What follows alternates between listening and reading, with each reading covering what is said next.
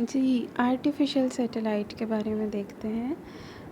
Page number 112 पे बहुत important 2 सबसे पहले डेफ़िनेशंस हम समझ लेते हैं which is about the satellite and what is artificial satellite. यहाँ पे ये अंडरलाइन जितनी भी लाइन्स हैं आप इसी तरह इन्हें अंडरलाइन कर लीजिएगा, ये आपको नज़र आ रही होंगी यहाँ पर, ठीक है। तो इसमें सबसे पहले उसने लिखा हुआ है an object that revolves around the planet is called a satellite. कोई भी ऑब्जेक्ट जो किसी भी प्लैनेट के इर्द गिर्द मूव करता है उसे हम सैटेलाइट कहते हैं। For example the moon revolves around the अर्थ। जो मून है वो अर्थ के इर्द गिर्द रिवॉल्व करता है। The moon is natural satellite. तो मून क्या है, वो एक नेचुरल सैटेलाइट है।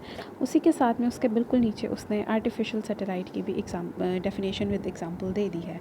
Scientist have sent many objects into the space. साइंसदानों ने भी बहुत से ऐसे ऑब्जेक्ट स्पेस में बनाकर भेजे हैं जो कि अर्थ के इर्द गिर्द रिवॉल्व करते हैं।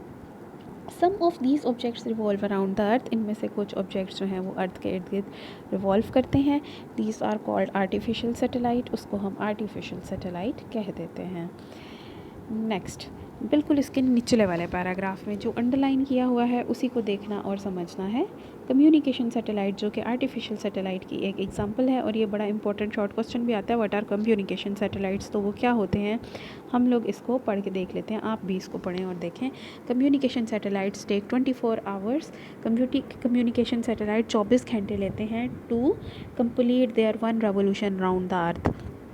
अर्थ के इर्द गिर्द अपना एक चक्कर, एक रोटेशन को कंप्लीट करने के लिए।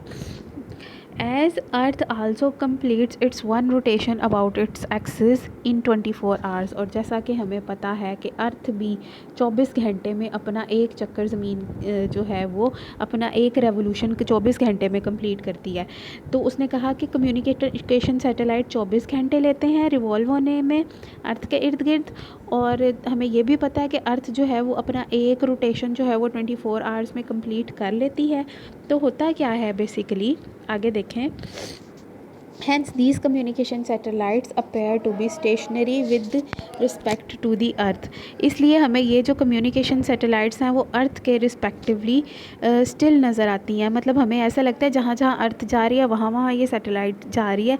जैसे ऐसे लगता है जैसे एक कैमरा अर्थ के ऊपर फिक्स किया हुआ है, लेकिन ऐसा होता नहीं है। होता क्या है कि जैसे जैसे अर्थ आहिस्ता आहिस्ता घूमती है वैसे वैसे ही ये स्टेशनरी सैटेलाइट्स भी उसके साथ साथ घूमते हैं, ठीक है। तो जैसे जैसे अर्थ घूमती है वैसे वैसे साथ साथ ये घूमते हैं, तो ऐसे लगता है कि अर्थ के साथ ही जुड़े हुए हैं। तो उनकी रोटेशन का हमें पता नहीं चलता।